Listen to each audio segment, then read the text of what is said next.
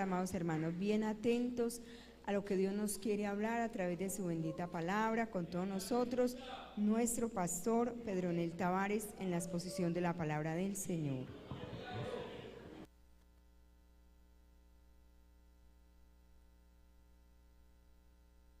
Aleluya, gloria a Dios. Dios les bendiga a todos mis amados hermanos, amigos que nos visitan. Nos alegramos mucho de verles en este lugar que es casa de Dios y puerta del cielo. Les saludamos desde acá de la iglesia en Barrio Nuevo, municipio de Bello, área metropolitana del municipio de Medellín. A todos los que nos estén sintonizando en cualquier lugar del mundo, deseamos que Dios bendiga mucho sus vidas, aleluya. Hablando también a los que están a través de nuestro canal Refugio para el Alma, y por supuesto a todos los hermanos, a los amigos, personas nuevas que vienen. Nos sentimos muy contentos de verles en este lugar, aleluya. Voy a invitarles a que abran sus Biblias puestos en pie, aleluya.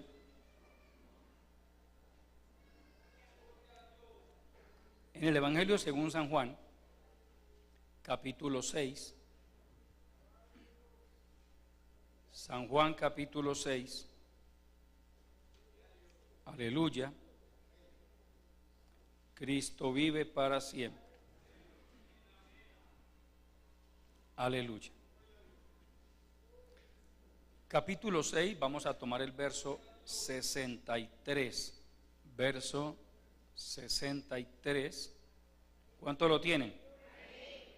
Dice nuestro Señor Jesucristo en este versículo lo siguiente: el Espíritu es el que da vida, la carne para nada aprovecha. Las palabras que yo os he hablado son espíritu y son vida. Amén. Oremos. Padre nuestro que estás en los cielos, Señor, te adoramos, exaltamos tu grandeza. Tú eres nuestro alto refugio, tú eres nuestro castillo y nuestro libertador.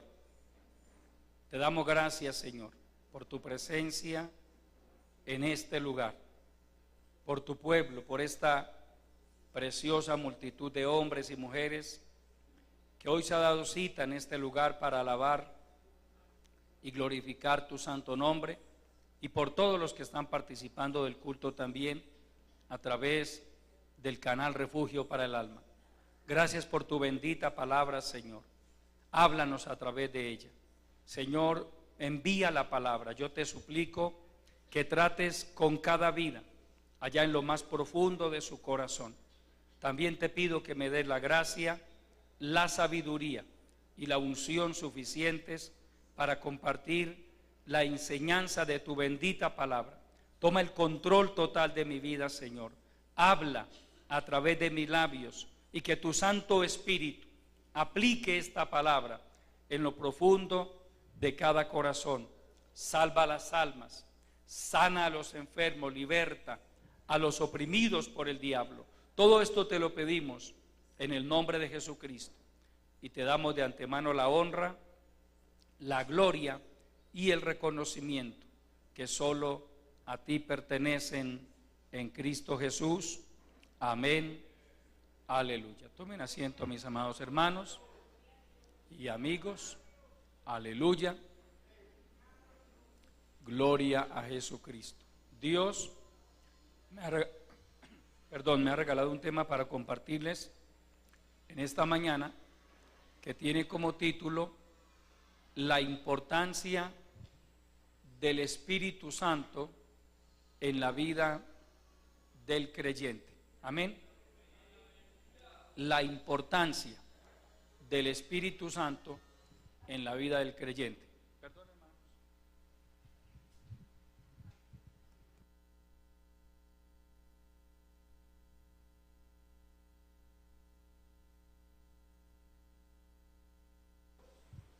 Gloria a Dios. La importancia del Espíritu Santo en la vida del creyente. Amén. El Espíritu es el que da vida. La carne para nada aprovecha.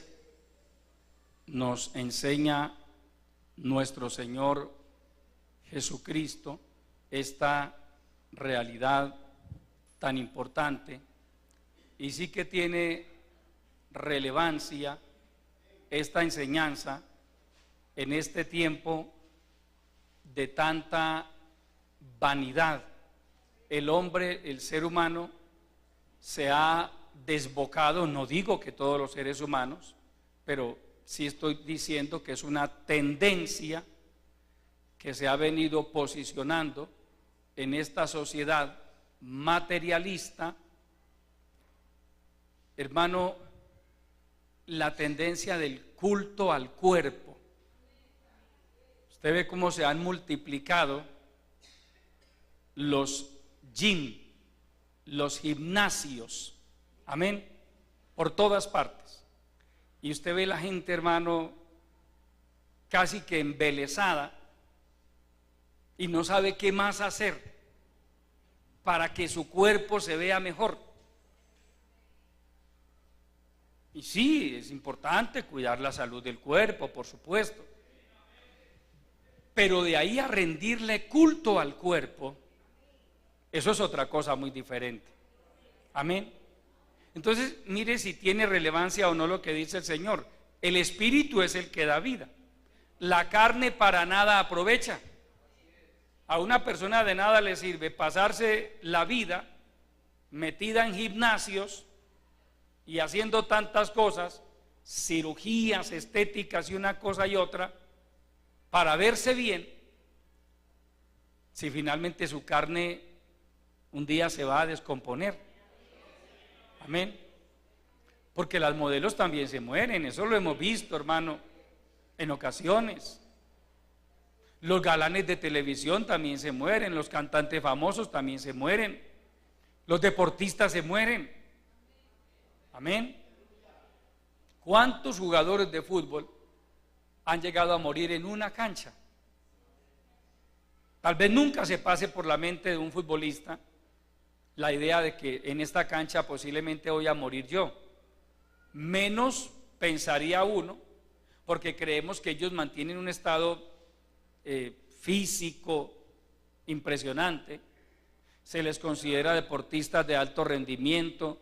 Entonces uno diría, hermano, ¿por qué se va a morir un futbolista en la cancha? Pero se han muerto en la cancha. Les ha dado infartos. Entonces por eso es que, amados hermanos y amigos, Dios a través de su palabra nos enseña que nosotros tenemos que aprender a mirar más allá de este estuche, permítame decírselo de esa manera, que se llama cuerpo. Porque el cuerpo es eso, es un estuche. Usemos una palabra un poco más decente. Es un lugar donde mora, donde habita el alma de cada persona. Amén. En su cuerpo mora su alma, no mora el alma del vecino, no mora el alma de su esposa, el alma de su mamá, no, su alma. Podríamos decir que el cuerpo es una habitación unipersonal. Solo habita un alma. Pero el día que ese cuerpo muere, se desintegra. Eso lo sabemos, amado hermano. El cuerpo entra en un proceso de descomposición natural, biológico. Y si lo sepultan, pues a los 4 años van y exhuman lo que queda y hay unos huesos allí. Amén. Lo que, o sea, queda el esqueleto de lo que era la persona. Entonces por eso el Señor nos habla a través de su palabra y nos hace consciente. Mire, el Espíritu, hablando del Espíritu de Dios, y algún creyente observador dirá, hermano, pero es que ahí dice Espíritu con minúscula, no se preocupe por eso. La mayoría de las versiones lo traducen con mayúscula. La New King James, versión de la Biblia en inglés, lo traduce también con mayúscula. Ustedes saben que en esa parte soy bastante meticuloso y me preocupo porque ahí está con minúscula. Y cualquiera podrá decir, hermano, pero es que ahí no dice, ahí no habla del Espíritu de Dios. Pero cuando estudiamos un poco la palabra y vamos a otras versiones, comparamos con otras versiones, encontramos que la mayoría lo traduce con mayúscula, es decir, el Señor está hablando del Espíritu Santo. El Espíritu es el que da vida. La carne para nada aprovecha. El Señor lo está planteando desde el punto de vista de la eternidad. Porque claro, si lo miramos desde el punto de vista físico y temporal en esta tierra, por supuesto, nuestro cuerpo nos es demasiado útil. Con nuestro cuerpo, los que gracias al Señor gozamos todavía de salud, vamos a cualquier lugar, caminamos, subimos, bajamos, etcétera. Amén. Pero cuando el Señor lo plantea desde el punto de vista de la eternidad, la carne para nada aprovecha. No crea que porque determinada mujer tenga el cuerpo perfecto, entonces que eso le va a garantizar la entrada al reino de los cielos. No. La Biblia dice que la carne y la sangre no heredan el reino de los cielos. Los que un día vamos a entrar al reino de los cielos con la ayuda del Señor, este cuerpo físico no va a entrar. Amén. Mire que hay todo un esquema doctrinal al respecto de esto.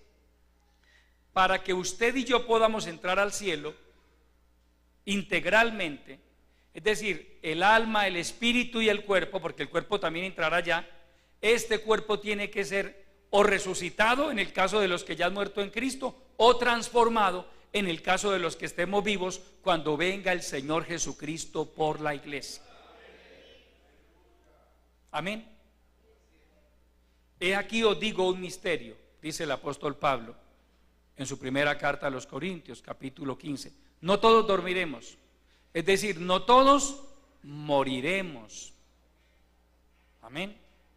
Hay una doctrina, amado hermano y amigo, que es la doctrina del arrebatamiento de la iglesia, que enseña que un día, y ese día está muy cercano, nuestro Señor Jesucristo vendrá hasta las nubes, no aquí a la tierra, hasta las nubes. Hará sonar la trompeta y los muertos en Cristo, no todos los muertos, porque hay quienes mueren en Cristo y hay quienes mueren sin Cristo. Los muertos en Cristo resucitarán primero. Luego nosotros, dice Pablo, los que estemos vivos. Pablo se incluyó porque él creía que era posible que en su tiempo Cristo viniera por la iglesia. Por eso se incluyó. En este caso, nosotros, pues aplica la palabra nosotros, aplica para nosotros. Amén. Nosotros, hoy usted y yo hacemos parte de ese nosotros. Amén. Cristo puede venir en cualquier momento. Y usted y yo, al estar vivos, vamos a participar del rapto de la iglesia, pero entonces este cuerpo, así como es, de carne y hueso, no entrará al reino de los cielos así. Tiene que ser transformado. Amén. Transformado. Glorificado. Entonces lo que el Señor está diciendo es, el Espíritu es el que da vida. A lo que realmente debería darle importancia la persona es a la presencia del Espíritu Santo en su vida, a la obra del Espíritu Santo en su vida. Porque finalmente la carne un día morirá. seremos arrebatados. Pero repito, tener el mejor cuerpo no garantiza entrar al reino de los cielos. Ninguna persona, présteme atención a esto por favor, hermano y amigo, ninguna persona puede asegurar que es cristiana si no ha nacido de nuevo. Y aquí yo sé que medio mundo se me podría venir encima, menos mal que ese medio mundo no está acá, están por allá en otro lado, pero se me vendrían encima, porque es que más de 1.500 millones en el mundo de personas, 1.500 millones de personas aseguran ser cristianas, y la Biblia me dice, no son cristianas. Amén. Sí, si usted fuera a mirar un poco de estadísticas, cómo está dividido el mundo en cuanto a religiones, hay unos 1.500 millones de católicos, hay unos 1.000 y tantos millones de musulmanes, hay tantos millones de budistas, de hinduistas, etcétera, etcétera, etcétera. Pero cristiano no es el que simplemente diga yo soy cristiano. Amén. No, cristiano, amigo que me escucha, es aquel que se convierte en seguidor de Jesucristo. Y con todo respeto se lo digo, no en el Cristo caído de Girardota, ni en el caído de Buga. Amén. Sí, porque tristemente la gente tiene esa mentalidad. Entonces creen en el caído de allí, en el caído de allá. Nosotros no creemos en ningún caído. Nosotros creemos en el Cristo que murió y resucitó al tercer día y subió y se sentó a la diestra de la gran majestad en las alturas. No está caído. El Cristo en que nosotros creemos no está caído, porque caído es sinónimo de estar derrotado. Mire el mensaje que Satanás, que el Señor lo reprenda, quiere enviarle al mundo. Jesucristo está caído, Jesucristo está derrotado. Es más, no se ha podido levantar hace 2000 años. Esa es una mentira del diablo. Cristo murió, sí, murió por nosotros los seres humanos, derramó su sangre por nosotros, pero al tercer día resucitó. Amén. Lucas dice que el hecho de la resurrección de Cristo, en su época había pruebas indubitables, es decir, irrefutables. Es más, Pablo dice, mire, se le apareció a Pedro, se le apareció a Jacobo, se le apareció a los 11, se le apareció a más de 500 hermanos a la vez. Cuando Pablo escribió su primera carta a los Corintios, por allá por la década de los 50 de nuestra era, dice, todavía de esos 500 hermanos, de esos más de 500 hermanos, todavía hay muchos que viven, todavía. Todavía algunos estaban vivos cuando Pablo escribió su carta, su primera carta a los Corintios. Se le apareció a más de 500 hermanos a la vez.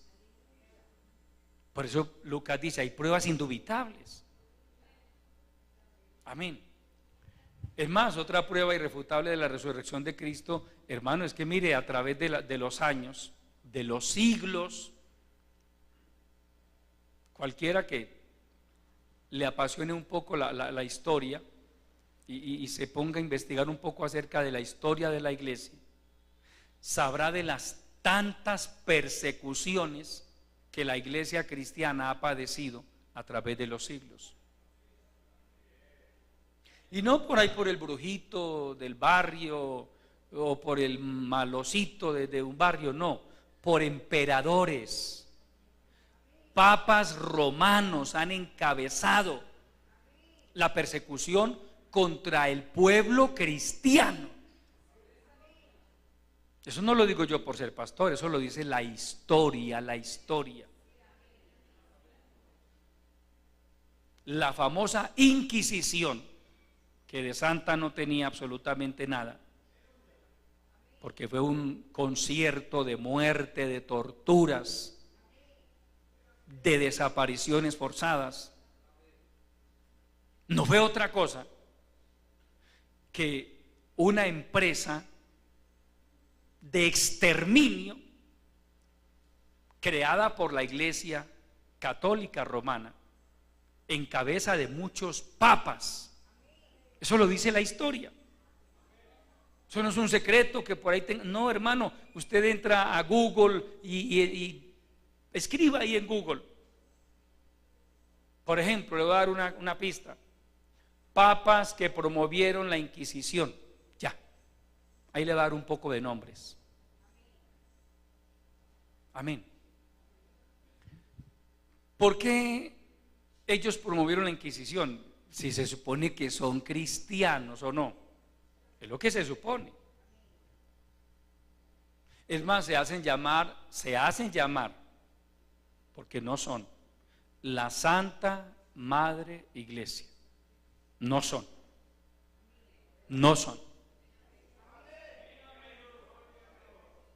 La realidad nos enseña una cosa muy diferente. Eso de santo tiene mucho peso. De madre menos. Porque la iglesia cristiana nació en el año 33 aproximadamente de nuestra era, el día de Pentecostés en Jerusalén. La iglesia católica romana comienza a existir a partir de la conversión, la supuesta conversión del emperador romano Constantino, año 312 de nuestra era. Es ahí donde realmente comienza a existir la iglesia católica romana. Porque si usted va a la Biblia nunca dice, busquen en la Biblia la iglesia católica romana, la frase. No, hermano, no. Cristo no vino a fundar la iglesia católica romana. Él habla de mi iglesia. Amén. A Pedro, cuando Pedro dijo, tú eres el Cristo, el Hijo del Dios viviente, el Señor le respondió y le dijo, tú eres Simón, tú eres Pedro, es decir, Pedro, del griego Petra, piedra pequeña, y yo te digo que sobre esta roca, sobre la afirmación que tú acabas de hacer. ¿Qué afirmación acababa de hacer Pedro? Yo soy el Hijo del Dios viviente. Yo soy el Cristo, yo soy el Mesías. Sobre esta roca edificaré mi iglesia, y las puertas del Hades no prevalecerán contra ella. Y el día de Pentecostés, que usted lo encuentra en Hechos capítulo 2, con el derramamiento del Espíritu Santo sobre los 120 discípulos que estaban en el aposento alto, ahí comienza oficialmente la labor o la existencia de la iglesia de Cristo. De Cristo. Porque una cosa es hablar de la iglesia de fulano de tal o la iglesia tal, pero otra cosa es hablar de la iglesia de Cristo. Por eso en lo personal no me gusta que alguien diga la iglesia del pastor Pedro. No, a mí no me han crucificado, hermano, a mí nadie me ha crucificado para yo tener iglesia, ni tampoco quiero que me crucifiquen. Amén. No, yo no tengo iglesia. Por la gracia de Dios soy pastor de una iglesia, administro una congregación. Esta no es la iglesia del pastor fulano de tal, no, está la iglesia de Cristo. Nosotros hacemos parte de la iglesia de Cristo. ¿Y qué es lo que ha hecho o ha permitido que hoy usted y yo hagamos parte de la iglesia de Cristo? Lo que el Espíritu Santo ha hecho en cada uno de nosotros. Por eso le decía, y permítame continuar con esa línea, nadie puede decir que es cristiano si no ha nacido de nuevo. Y nadie puede nacer de nuevo sin la obra del Espíritu Santo en su vida. La obra el milagro, porque se considera un milagro, Es un milagro. El milagro del nuevo nacimiento solo lo puede producir el Espíritu Santo en la vida de una persona. Estamos hablando del nuevo nacimiento, porque usted nació de la carne hace tantos años. Usted tiene 20, tiene 25, tiene 30, tiene 50, tiene 80. Eso hace que usted nació de la carne. Y el Señor Jesucristo le dijo a Nicodemo: lo que es nacido de la carne, carne es. Pero lo que es nacido del Espíritu, Espíritu es.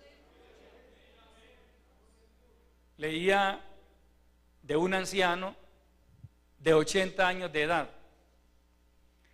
Se convirtió a los 76 años. Y cuando le preguntaban: hermano, ¿usted cuántos años tiene? Le decía 4. ¿4? Sí, 4, porque yo comencé realmente a vivir hace 4 años que conocí a Jesucristo. Nací de nuevo hace 4 años.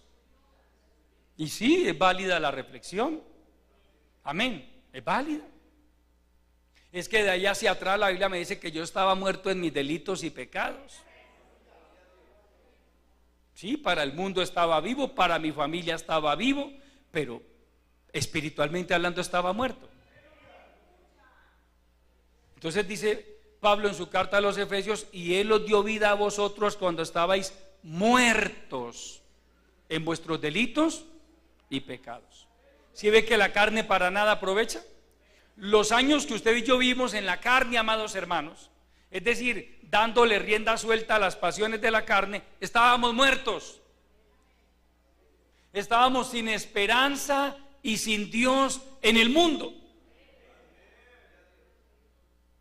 Pero a partir del momento en que el Espíritu Santo vino a nuestras vidas, nos dio vida, vida espiritual, al nombre de Cristo. Entonces, alguien podría preguntar lo siguiente: ¿y cómo sé yo que ya he nacido de nuevo? Esa pregunta es importante. ¿Cómo puede una persona saber que ya nació de nuevo? Porque usted y yo nos convertimos y seguimos siendo iguales físicamente, los mismos. Si éramos narizones antes de Cristo, seguimos siendo narizones. Amén. Si éramos barrigones, seguimos siendo barrigones. Físicamente el cambio es mínimo. Sí hay un cambio, pero es mínimo. Sobre todo en el rostro, porque la persona que ya se convierte a Cristo, en su mirada hay algo diferente, en su rostro se ve algo diferente. Pero físicamente hablando seguimos siendo iguales. ¿Cómo sabe una persona entonces que ya nació de nuevo? Claro, hay maneras de saberlo de acuerdo a lo que nos enseñan las Escrituras. En primer lugar, una persona sabe que ha nacido de nuevo porque de una manera libre y espontánea ha creído en Jesucristo y lo ha recibido como su Salvador personal. Permítame, se lo repito: una persona sabe que ha nacido de nuevo cuando de una manera libre y espontánea, porque hay quienes pretenden obligar a otros a creer en Jesucristo. Alguna vez les conté la anécdota de un cristiano que se descuidó en la vida espiritual y fue y se metió por allá a una cantina y se emborrachó. Y empezó a hablar con otro amigo que estaba ahí, hermano, y el evangélico le decía: mire, Jesucristo salva, usted se tiene que arrepentir de sus pecados. Yo le decía: pero si usted, ¿cómo me viene a hablar de Cristo aquí usted estando tomando? Y el cristiano se fue calentando, hermano, hasta que cogió al otro a golpes, hermano, le empezó a darle golpes, lo tiró al piso, y ahí en el piso le daba golpes y le decía: ¿aceptas al Señor Jesucristo, sí o no? No, hermano, así no es. Así no es. Amén. Entonces de pronto el otro, para que no le dieran más golpes, pues bueno, sí, yo lo acepto, pues yo lo acepto. Así nosotros a veces queremos como forzar a otro a que se convierta. No, hermano, no. Usted le puede poner una pistola a alguien en la cabeza y decirle: repita conmigo, repita la oración de fe conmigo. Claro, él por temor a un balazo le repite la oración de fe. pero eso no significa que se haya convertido de todo corazón. Amén.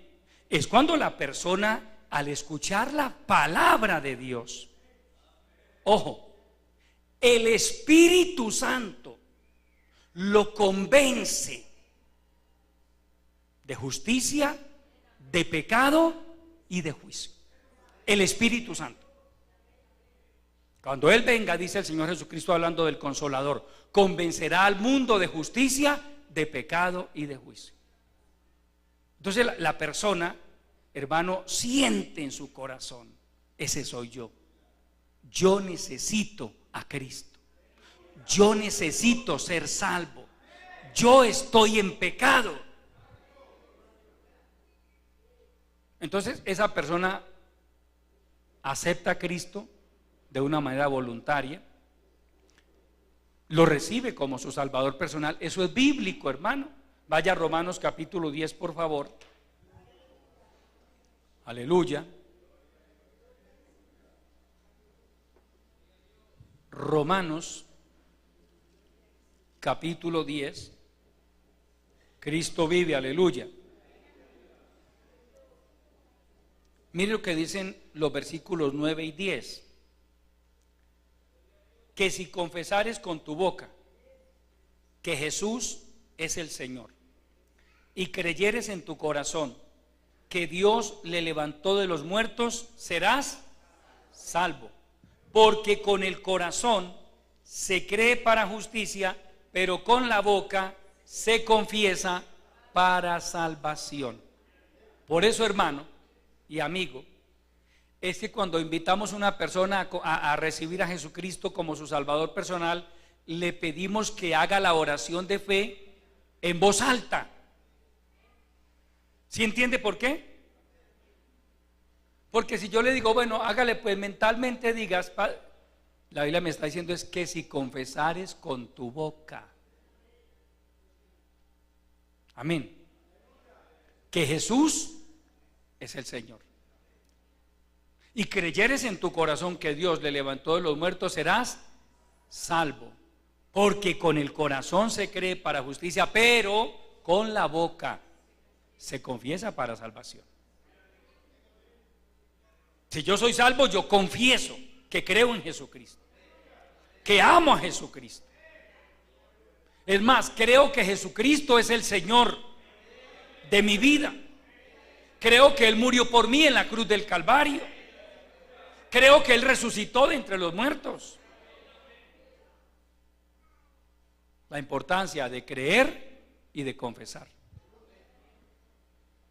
Mire que la fe, desde el punto de vista bíblico, es muy diferente a la fe que a usted y a mí nos inyectaron. Crean lo que quieran. Por eso usted ve, hermano, en la religión tradicional, un sincretismo, una manifestación del sincretismo de una manera impresionante. El sincretismo no es otra cosa que una mezcla de creencias. Entonces, por eso el católico, con todo el respeto se los digo, yo fui católico también, yo sé de qué le estoy hablando. El católico, hermano, arrastra cosas de por acá, de por allá, de por acá, creen en esto, creen en aquello. El católico cree en Dios, pero si tiene un problema y le dicen que en Caldas hay una señora que hace unos trabajos muy buenos, arranca para Caldas. ¿O no? ¿Recuerdan aquí los mayorcitos del famoso policía de la Estrella? Yo no lo conocí, pero oí hablar del policía. Y cualquier cosa, que el policía de la Estrella. Y donde quiera que la gente escuche que hay por ahí alguien que dice que hace cosas, arranca para allá. Pero es católico, cree en Dios. Pero su mentalidad sincretista lo lleva a creer en lo que aparezca, hermano. Por eso hay católicos que van donde brujos. Un verdadero cristiano no va donde brujos. Un verdadero cristiano no va donde yerbateros. No. El verdadero cristiano aprende a confiar en el Dios Todopoderoso. Es más, estamos claros en algo: lo que Dios no haga por nuestra vida no lo va a hacer nadie, hermano. Nadie. ni los médicos cubanos, ni los médicos japoneses, ni los alemanes, nadie. Mi vida está en las manos de Dios. Si estoy enfermo, creo que si Dios me quiere sanar, me sana. Que si Dios me quiere extender la vida, me la extiende. Y que si me llegó la hora de partir al reino de los cielos, pues amén, gloria a Dios. El sincretismo lleva a la gente a confiar unos en aquel santo, otros en aquella santa, otros en el de allá, otros en el de allá. Le mezclan brujería con disimulo y una cantidad de supersticiones. Hace parte del sincretismo. ¿Recuerdan, por ejemplo, los 31 de diciembre? Que los cucos amarillos, que las 12 uvas, que darle una vuelta a la manzana con las maletas, una cantidad de cosas, hermano. O sea, hermano, a uno ya le parece simpático, pero el que cree en eso, una escalera, uy, Dios mío, pasar por debajo de una escalera. Pero el único problema de pasar por debajo de una escalera es que se le caiga a uno encima, pero el resto no pasa más nada. Que se le entre a la casa una mariposa negra, uy, hermano, va a haber un muerto en la familia. Y como si entra una rata no va a pasar nada. Pero es más peligroso una rata que una mariposa. Seguro. Seguro, hermano. La rata le transmite de todo tipo de enfermedades, que yo sepa, las mariposas no. Pero la superstición lleva a la gente, hermano, a creer una cantidad de cosas. Los cristianos evangélicos tenemos una característica y es que vamos a la palabra. ¿Qué nos dice la Biblia? A ver, busquemos en la Biblia qué nos dice, a ver, de la mariposa negra. Si se meta una mariposa negra a la casa, ¿qué me dice? ¿Qué me dice la Biblia si yo paso por debajo de una escalera? ¿Qué me dice? Si se me atraviesa un gato negro, ¿qué me puede pasar? ¿Qué me dice la Biblia? Son supersticiones. Por allá por la década de los 50, comenzando la década de los 50 de nuestra era, el apóstol Pablo llegó a la ciudad de Atenas, la cuna filosófica de la antigüedad. Atenas era la meca de la filosofía. Y Pablo llega a Atenas en su segundo viaje misionero y comienza a andar por la ciudad y comienza a ver altares, altar al Dios de la guerra, al Dios del amor, al Dios de la agricultura, a Zeus, el Dios de todos los dioses, a Afrodita, la diosa del amor, a todos los dioses, hermano. Lucas dice, digo Lucas porque es el autor de Hechos de los Apóstoles, que el espíritu de Pablo se enardecía viendo la ciudad entregada a la idolatría, hermano. En cada esquina un altar a un Dios diferente. Pablo respira hondo y dice gloria a Dios cuando llega a un altar y le llama la atención, no había una imagen, pero sí había una frase que decía al Dios no conocido. Cuando Pablo ve ese altar dice gloria a Dios y empieza por ahí a predicar y dice un momentico, pare, vamos al lugar que nos gusta a nosotros, al que usamos para escuchar a la gente, vamos al Areópago, el principal lugar de Atenas, donde los grandes filósofos daban sus discursos. Vamos al Areópago. Lo llevan allí y le dice, bueno, ¿qué es lo que usted enseña? ¿Qué es lo que usted dice? Pablo levanta la voz y le dice, varones atenienses, en todo observo que sois muy supersticiosos, muy religiosos. Pero la versión antigua dice muy supersticiosos. Y me gusta más esa traducción de la versión antigua. Porque es eso, el supersticioso cree en una cosa, cree en la otra, cree en la otra. Pero pasando y mirando vuestros altares, hallé un altar que dice al Dios no conocido, y les dijo, ese que ustedes no conocen es el que yo les vengo a predicar. Yo les vengo a hablar del Dios que hizo el cielo y la tierra, el Dios que dio vida a todas las cosas. Amén. Usted y yo, hermano, en un tiempo Estábamos en las mismas. Estábamos, hermano, andando por un panteón de dioses. Eso nos enseñaron. Téngale fe a este, téngale fe a aquel. Usted no ve la persona tradicional católica. El uno dice, yo le tengo mucha fe a él, yo le tengo mucha fe a aquel, yo le tengo mucha fe. Cada uno tiene su Dios predilecto. Ellos lo llaman su santo de devoción, pero en realidad es su Dios predilecto. Hermano, los cristianos evangélicos le tenemos no mucha, toda la fe al Dios omnipotente, al Dios creador de los cielos y de la tierra, al que nos dio la vida. Es decir, estamos definidos en cuanto a la fe. Eso es lo que marca la diferencia. Eso es lo que hace a un cristiano. Cree en Dios, cree en Jesucristo, en el sacrificio que Él vino a hacer a este mundo por nosotros. Pero si no va a encontrar, amigo que me escucha, dentro de esta congregación a unos hermanos que digan, yo le tengo mucha fe a esto, y otros le digan, yo le tengo mucha fe a aquello, y yo le tengo mucha fe al otro, y yo le tengo mucha fe a la herradura detrás de la puerta, dicen otros. Usemos un poco, hermano, el sentido común. ¿Qué puede hacer una herradura? ¿Ah? Se la quitaron a un caballo porque ya no daba más, ya el caballo necesitaba cambio de zapatos. Y llega alguien y la recoge y la pone detrás de una pared y ya las herraduras resulta que son milagrosas. Otro dice, yo le tengo mucha fe a la penca sábila. La penca sábila sí es buena, pero no detrás de una puerta. Si usted la consume, obviamente primero investigando de qué manera es buena, pero para el organismo, no para poner detrás de una puerta. Hace parte de la cantidad de supersticiones, hermano, de creencias. Pero igual usted los ve, siguen en sus mismos pecados, su misma vagabundería, odiando. Y si el vecino del lado les cae muy mal, van donde un brujo y el brujo les dice, consígame tierra de cementerio. Y si se encuentra huesos de muerto, mejor me los trae también. ¿Ah? ¿Quién dijo que los problemas con los vecinos se manejan con tierra del cementerio? Nosotros hemos aprendido a manejar los problemas con los vecinos orando a Dios.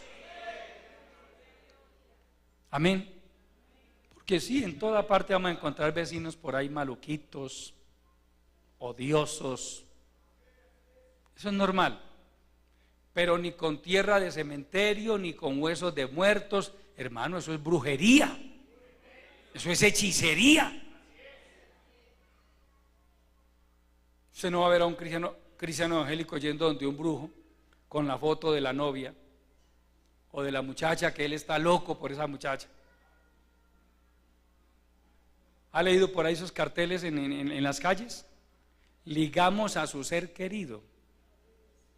Eso es basura, hermano, que el Señor reprenda al diablo.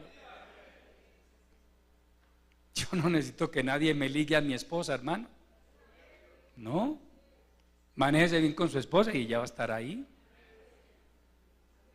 Si usted no tiene esposa, órele a Dios y le da una esposa. Si usted no tiene esposo, querida dama, ore a Dios, Señor, dame un esposo. Usted tiene todo el derecho. Y Dios le da un esposo. Pero no hay que, hermano, que necesito que me liguen a mi ser querido, que tráigame un mechón de cabello, que una prenda interior que no hayan lavado. Puras tonterías, hermano. Y la gente cree en esas bobadas. Amén. Pero vamos a la palabra y la Biblia nos dice, sí, hay un Dios todopoderoso, un único Dios verdadero, que nos dice, mire, lo primero que usted tiene que hacer para agradarme a mí es arrepentirse de sus pecados, es apartarse del pecado y comenzar a vivir una vida conforme a mi palabra. Eso hará, al creer en Jesucristo, que usted nazca de nuevo. Otra evidencia de que una persona ha nacido de nuevo: el Espíritu Santo viene a morar en su corazón y esa persona comienza a sentir la necesidad de apartarse del pecado sin que nadie se lo exija. Un pastor no tiene que andar detrás de ningún creyente, hermano, cuidadito, ya sabe que si peca, usted sabe, hermano, tenga cuidado, lo tengo vigilado. No, no hay que hacer eso. El pastor le enseña al pueblo la palabra. El Espíritu Santo, mire, yo les predico a ustedes la palabra por la gracia de Dios, pero el Espíritu Santo hace algo que yo no puedo hacer, y es penetrar a lo profundo de cada corazón e implantar esa palabra allá. Porque si esta palabra no llega al corazón, no hace nada. Sucede lo que coloquialmente hemos dicho: por un oído entra y por otro sale. Y el objetivo aquí, amado hermano y amigo, es que no le entre por un oído y le salga por el otro. No, entra por ambos oídos y llega al corazón. Cuando esta palabra entra por nuestros oídos y llega al corazón, esta palabra comienza a hacer un trabajo en cada uno de nosotros. Y cuando la persona cree en Jesucristo y lo recibe como su Salvador personal, en ella se produce el milagro del nuevo nacimiento, y a partir de ese momento, oiga bien, a partir de ese momento, no es al año, no es a los 2 años, no es cuando se bautice, no, a partir de ese momento el Espíritu Santo viene a morar en el corazón y en la vida de esa persona. Eso hace que ese hombre o esa mujer, de una manera voluntaria, comience a cortar con el pecado en su vida. El drogadicto dice: no fumo más marihuana, no consumo más perico. El borracho dice: no vuelvo a un bar. El promiscuo dice: voy a parar con la promiscuidad sexual, con mis desórdenes morales. Hasta el mentiroso dice: Señor, no vuelvo a mentir. ¿Quién hizo eso? El Espíritu Santo en la vida de esa persona. Amén. Vamos a la primera carta del apóstol Pablo a los Corintios, capítulo 3. A Dios sea la gloria. Primera de Corintios, capítulo 3, aleluya.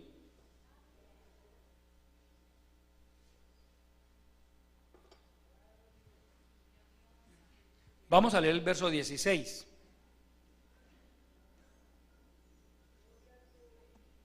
¿No sabéis que sois templo de Dios y que el Espíritu de Dios mora en vosotros? Pare ahí, por favor. Présteme atención, hermano y amigo. Ojo. Primera de Corintios. Primera carta de los Corintios a la iglesia. Primera carta de Pablo, corrijo. Primera carta de Pablo a la iglesia que está en Corinto. Amén. Esta carta va dirigida a gente cristiana. Por eso Pablo les pregunta a los creyentes de Corinto: ¿no sabéis que sois templo de Dios y que el Espíritu de Dios mora en vosotros? Aclaro, el Espíritu Santo no mora en un borracho.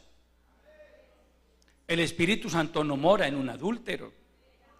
El Espíritu Santo no mora en un drogadicto. Amén. No. El Espíritu Santo mora en alguien que se ha convertido a Cristo de todo corazón.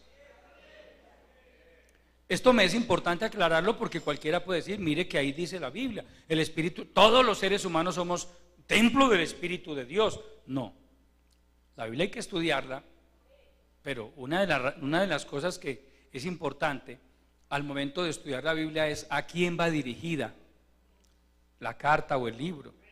Amén. ¿Para quién fue escrito? En este caso, a la iglesia en Corinto, es decir, a gente convertida a Cristo. Pase al capítulo 6 de este mismo capítulo, de este mismo libro, perdón, capítulo 6, aleluya, gloria a Dios. Leamos los versículos 19 y 20. ¿O ignoráis que vuestro cuerpo es templo del Espíritu Santo, el cual está en vosotros, el cual tenéis de Dios, y que no sois vuestros?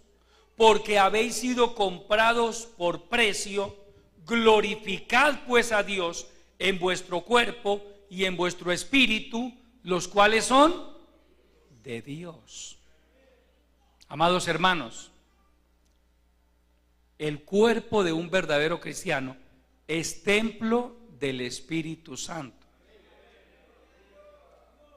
¿O ignoráis que vuestros cuerpos son templo del Espíritu Santo, el cual está en vosotros? Oiga bien, el Espíritu Santo está en usted y está en mí, el cual tenéis de Dios. Es decir, Dios envió al Espíritu Santo a morar en nosotros. Ojo, y que no sois vuestros. Es decir, un verdadero cristiano ya no puede decir, yo con mi vida hago lo que quiera. No, es que ya mi vida no es mía. Yo rendí mi vida a Cristo. Yo rendí mi voluntad al Señor. Amén. El buen cristiano es consciente de eso. Por eso el buen cristiano aún de lo que va a hablar lo habla con cuidado. Cuando estábamos sin Cristo decíamos, yo con mi vida hago lo que... No, ya no. Yo no digo eso, yo no sé usted, amado hermano, pero yo entiendo que no me quedaría bien decirlo. Es que yo le dije al Señor, mi vida es tuya. Y hermano, la Biblia me dice, ya su vida no le pertenece a usted. Usted es templo del Espíritu Santo. Su vida le pertenece a Dios. Dice también el verso 20, porque habéis sido comprados por precio. ¿Cuál precio? La sangre de Cristo, hermano. Cristo pagó un precio por nosotros. Por eso es que el cristiano no debe pecar. Porque cuando el cristiano peca, contrista al Espíritu Santo, profana el templo del Espíritu Santo. Se lo explico de esta manera, amado hermano. Este lugar que Dios nos ha entregado por su misericordia es un templo. Eso nadie lo discute. ¿Cuál sería su reacción? Simplemente permítame conjeturar, solamente voy a conjeturar. Si usted llegara un día al templo y encontrara sillas, mesas y gente consumiendo licor ahí, ¿cuál sería su reacción? Sería una reacción de indignación. ¿Qué pasó aquí? Es natural y es bueno, nos hemos vuelto celosos con el templo. Y es que es el templo. El templo de Dios merece respeto. Por eso no nos gusta siquiera que los niños jueguen en el templo, porque lo consideramos irreverente. Hace muchos años me invitaron a predicar a una iglesia, fui, me llamó la atención porque yo nunca, es la primera y la única vez en la vida que he visto eso. Terminó el culto, recogieron las sillas, todos los muchachitos, y sacaron un balón y a jugar fútbol ahí en el templo. Yo me quedé una sola pieza. Dios mío, ¿esto por qué? Solamente lo vi una vez en la vida, pues gracias a Dios no lo he vuelto a ver. Yo no lo permitiría como pastor. Amén. Porque consideramos el templo un lugar santo, un lugar sagrado. Ojo, su cuerpo es templo del Espíritu Santo. Si usted peca, usted está profanando el templo del Espíritu Santo. Porque habéis sido comprados por precio. Recuerde lo que dice el apóstol Pablo, el apóstol Pedro en su primera carta, sabiendo que fuisteis rescatados de vuestra vana manera de vivir, la cual recibisteis de vuestros padres. ¿Cómo fuimos rescatados? Dice, no con metales preciosos como oro o plata, sino con la sangre preciosa de Jesucristo, como de un cordero sin mancha y sin contaminación. Hermano, el precio que Dios pagó por usted y por mí fue la sangre de su Hijo. Es lo que está diciendo aquí Pablo, sabiendo que fuisteis comprados por precio. Glorificad pues a Dios en vuestro cuerpo y en vuestro espíritu, los cuales son de Dios. ¿Sí ve por qué la manera de andar del cristiano debe ser diferente a la de las demás personas? Hermano, usted y yo, ojo, entienda una cosa: la responsabilidad en este camino no es solo de los pastores, no es solo de los líderes. Es que como usted es líder se tiene que saber comportar. Como usted es pastor, hermano, el pastor que se comporte bien. ¿Y usted qué? Usted no es templo del Espíritu. O sea, el pastor sí es templo del Espíritu Santo, el líder sí es templo del Espíritu Santo, los del grupo de alabanza sí son templo del Espíritu Santo, los demás no. Ojo que a veces tergiversamos las cosas. También se debe comportar el pastor como el último hermano que se siente en la parte trasera del templo, como el que esté sirviendo de ujier, como el que lava los baños. Porque aquí no discrimina al Señor. Dice, no, el pastor es aquí, no. Aquí todos somos uno en Cristo. Claro, se espera de los líderes que tengamos una conducta responsable, coherente con lo que enseñamos, pero no significa que usted como miembro de base no tenga una responsabilidad delante de Dios. Es que usted es templo del Espíritu Santo también. Si usted peca de alguna manera, usted está profanando el templo del Espíritu Santo. Cuando un cristiano ve pornografía, cuando un cristiano hace cosas que no debe hacer un hijo de Dios, está profanando el templo del Espíritu Santo. Por ende, está contristando al Espíritu Santo. Pablo dice en Efesios 4:30, y no contristéis al Espíritu Santo, con el cual fuisteis sellados para el día de la redención. Cuando un cristiano peca, entristece al Espíritu Santo. Por eso, la sensación de un cristiano cuando hace algo que no está bien delante de Dios es de tristeza. Él se siente mal, ella se siente mal. ¿Por qué? Porque ha contristado al Espíritu Santo. ¿Quiere saber que usted ha contristado al Espíritu Santo? Haga algo de lo cual usted mismo se sienta mal o se sienta avergonzado. Contristó al Espíritu Santo. Cuando yo hago bien, hago las cosas bien, yo estoy tranquilo, mi conciencia está tranquila. Cuando usted hace algo que la conciencia no le deja tener paz, no hay que preguntar nada, contristó al Espíritu Santo. Y la Biblia dice, no lo contriste, porque ojo, contristar al Espíritu Santo puede traer problemas. Vaya a Isaías, capítulo 63. Aleluya. Libro del profeta Isaías, capítulo 63. Aleluya.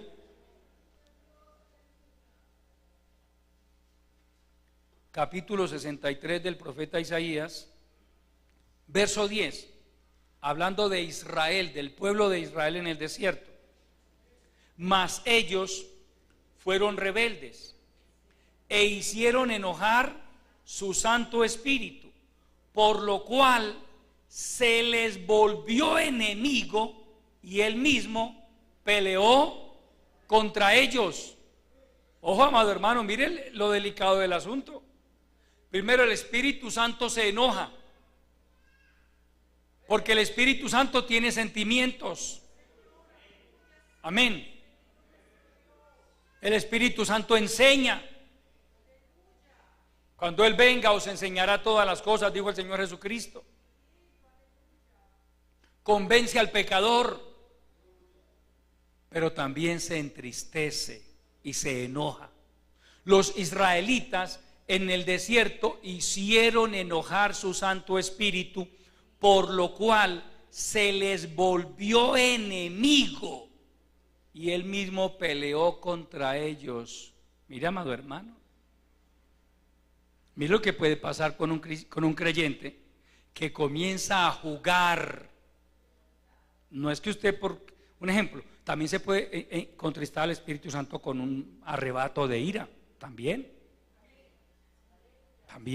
Por eso también en Efesios 4 Pablo dice: airaos, pero no pequéis, porque si peca usted contrista al Espíritu Santo.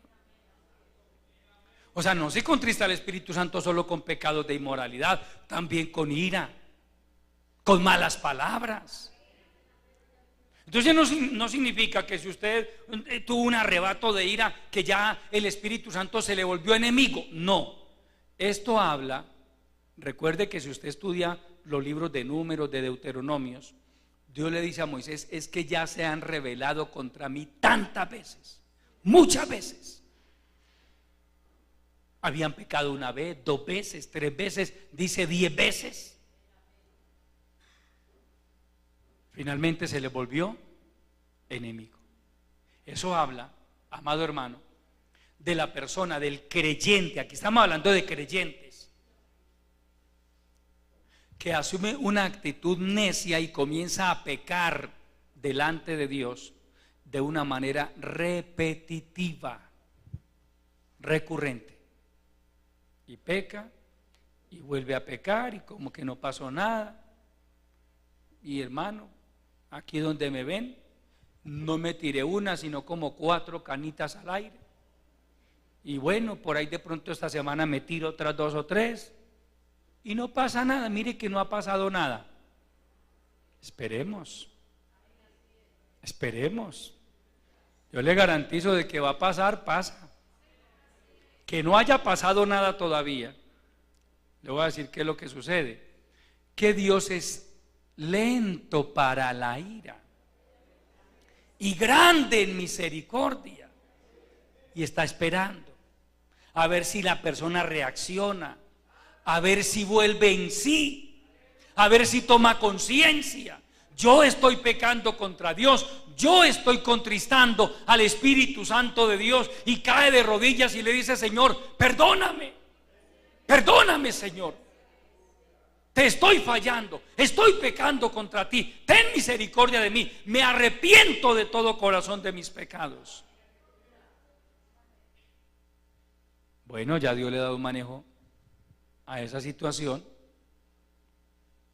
Amén. El que encubre sus pecados no prosperará, mas el que los confiesa y se aparta alcanzará misericordia. Pero ojo, ese silencio de Dios no significa que Dios le esté diciendo: no, hijo mío, sigue pecando, sigue disfrutando. La carne para nada aprovecha. El Espíritu es el que da vida. La carne para nada aprovecha. Todo lo que un cristiano haga en la carne, eso no le va a traer bendición. Me refiero en la carne hablando de cosas que no agradan a Dios. Eso no le va a aprovechar. Eso no le va a traer ningún beneficio. Le va a traer problemas y desgracias también. Entonces, mire, cuando la persona ha nacido de nuevo, el Espíritu Santo viene a morar en ella. ¿Y sabe qué comienza a operar también en la vida de esa persona? Algo que se conoce como el temor de Dios. El temor de Dios. Ya ese nuevo creyente va a hacer algo que antes hacía con naturalidad y se siente como: ay, ve, yo antes hacía esto, yo llegaba y tocaba y ahora ya voy, hermano, ya siento que está mal hecho. Ya siento que no debo hacerlo. Amén. Esa es una señal más, una evidencia más de que esa persona ha nacido de nuevo. El temor de Dios. Proverbios dice: con misericordia y verdad se corrige el pecado y con el temor de Dios los hombres se apartan del mal. Cuando hay temor de Dios en el corazón, hermano, el creyente se aparta del mal, él mismo.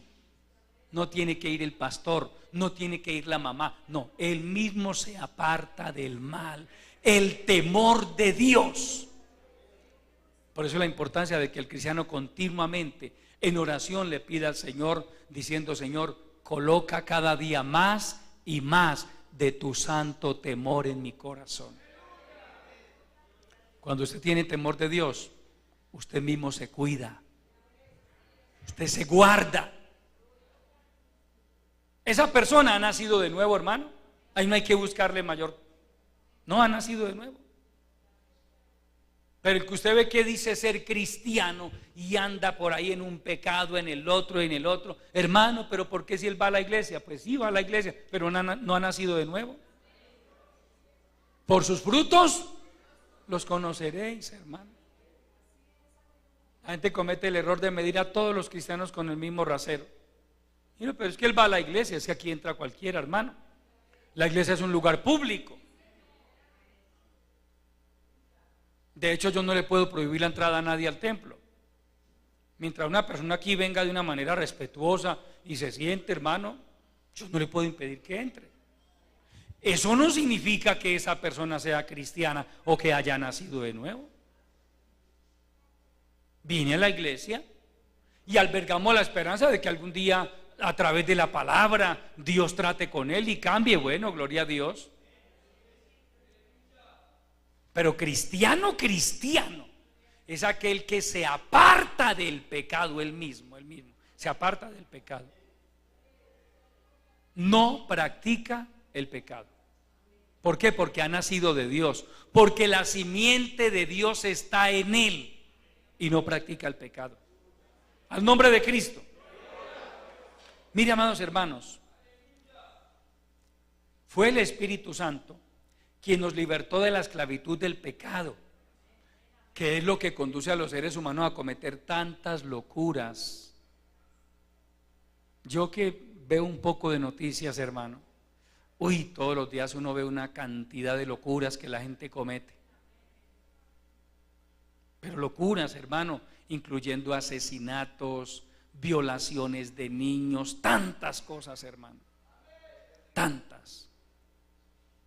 La pregunta es: si usted y yo no hubiéramos un día tomado la decisión de seguir a Cristo, ¿cuántas de esas locuras hubiéramos cometido ya? En un momento de ira. Hay gente que es incapaz, por ejemplo, de matar un pollo, pero en un momento de ira han matado a una persona. En un momento de ira, una persona cuya vida no es controlada por el Espíritu Santo, hermano, puede cometer tantas locuras, tantas. Otros, hermano, en un momento de desesperación han dicho: me le tiro al metro. Mira dónde puede llegar una persona, a qué condición psicológica de quedarse completamente indefensa para consigo misma. Que no, hermano, no. ¿Y qué le pasa? Es que tengo problemas. ¿Y quién no tiene problemas? Por favor, presénteme una persona que no tenga un solo problema en la vida. Si a eso fuéramos, entonces todo el mundo nos hubiéramos tenido que suicidar ya. Todos. La raza humana hubiera tenido que desaparecer hace años por los problemas. Pero ¿a qué lleva la gente a eso? A la falta de la presencia de Dios en sus vidas. La ausencia de la paz de Dios les roba la paz, les roba la tranquilidad, hermano, les hace creer que todo se acabó para ellos. No, amado hermano, amigo que me escucha, no todo se ha acabado para usted. Dios le quiere ayudar. Dios quiere tomar el control de su vida, quiere tomar el control de sus problemas. Dios puede restaurar su hogar. Él puede hacer lo que usted y yo a veces ni creemos. Él lo hace todo. Amén. Entonces el Espíritu Santo nos libertó a usted y a mí de la esclavitud del pecado. Amén. Vamos a Romanos capítulo 8 y ya con esto vamos terminando porque el tiempo ha pasado ya. Romanos capítulo 8, aleluya. Gloria al Señor.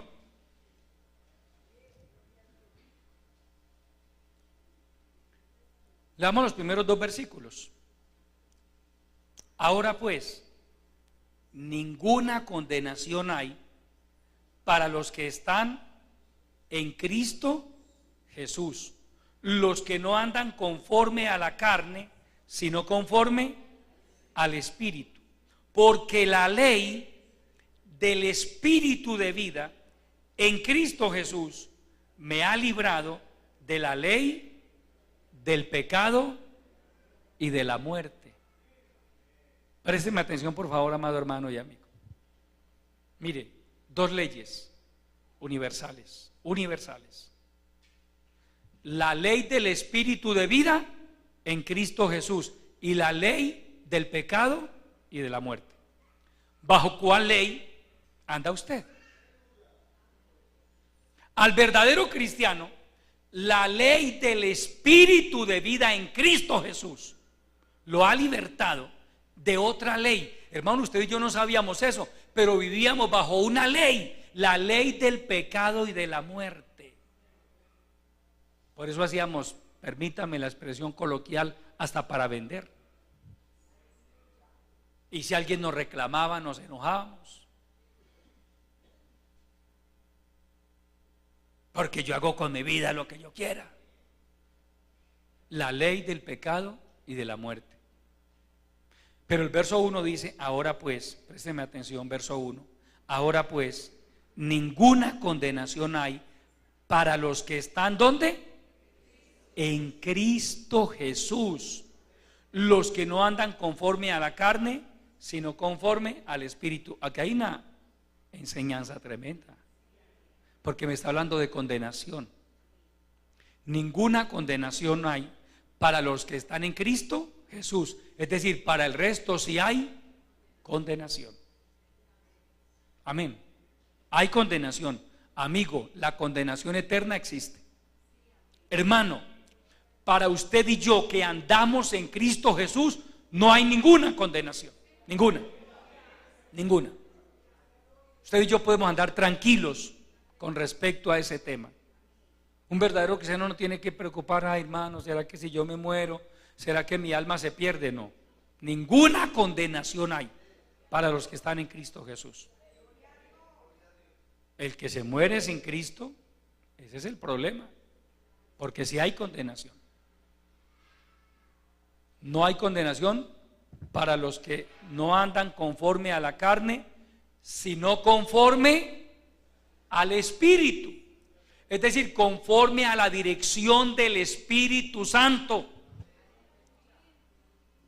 Porque el Espíritu Santo continuamente está dirigiendo nuestras vidas. Recuerde, ya lo vimos, Él mora en nosotros. Venimos al templo, alabamos a Dios, glorificamos a Dios, nos sentamos a escuchar la palabra y el Espíritu Santo toma esta palabra y la va aplicando en cada uno de nosotros. Y me dice el Espíritu Santo a mí, mire, ese es usted. Y esto es para usted, y esto es para usted, y esto es para usted, y esto es para... A cada uno el Espíritu Santo nos da lo que necesitamos. Lo que necesitamos. Porque todos necesitamos. Todos. No somos perfectos todavía. Continuamente usted y yo necesitamos este alimento espiritual para nuestras almas. Y el Espíritu Santo nos dice, mire, corrige esto, corrige aquello, estás fallando en esto, te falta esto, estás orando poco, te falta fe, ojo con tu carácter, te está dominando el carácter, te está controlando la ira. Es decir, el Espíritu Santo a cada uno nos va mostrando nuestra condición y nos dice, cuidado, tenga cuidado. Entonces el buen cristiano va y se postra delante del Señor y le dice, Señor, gracias, hoy me has hablado a través de tu palabra. Señor, este es mi problema, yo lo reconozco. yo tengo este problema, yo tengo aquel, pero Señor, yo quiero agradarte, yo te suplico que me ayudes, yo te ruego que me cambies. Señor, si es que hay alguna atadura en mi vida, rómpela por favor, Señor, pero ayúdame a serte fiel. Y ahí va el Señor con nosotros, hermano. Él nos va enseñando, Él nos va guiando. Los que no andan conforme a la carne, sino conforme al Espíritu. Para nosotros no hay condenación. El buen cristiano no anda conforme a la carne. El buen cristiano no anda esperando que llegue el viernes para irse de rumba. No, eso no es de los cristianos. El buen cristiano no anda esperando que el vecino salga a trabajar para ir a tocarle la puerta a la vecina. Eso no lo hacemos los cristianos. Ni anda esperando a que su esposa se vaya a trabajar o a hacer diligencias para llamar a una amiga, venga que mi esposa no está. Eso no lo hace un hijo de Dios. Los que no andan conforme a la carne, sino conforme al Espíritu. Amén. La importancia del Espíritu Santo en la vida del creyente. Él es todo, hermano. Es todo. Por eso dijo el Señor Jesucristo, la carne, el Espíritu es el que da vida. La carne para nada aprovecha. Las palabras que yo os he hablado son espíritu y son vida. A través de esta palabra Dios nos imparte vida. A través de esta palabra Dios continuamente nos está oxigenando, nos está restaurando, nos está sanando, nos está fortaleciendo para que usted y yo podamos seguir adelante. Pero es indispensable la presencia y la dirección del Espíritu Santo en cada uno de nosotros. Más adelante, con la ayuda del Señor, continuaremos desarrollando este tema. Póngase de pie y demos gracias al Señor por su bendita palabra. Padre nuestro, que estás en los cielos, Señor, yo te adoro. Te doy mil gracias por haberme permitido compartir de tu bendita palabra con tu pueblo. Te doy mil gracias por esta obra preciosa que tú has hecho y continúas desarrollando en cada uno de nosotros. Gracias por habernos salvado, mi Dios, por habernos libertado de la ley, del pecado y de la muerte. Hoy, por tu gracia y misericordia, andamos bajo la ley del Espíritu de vida en Cristo Jesús.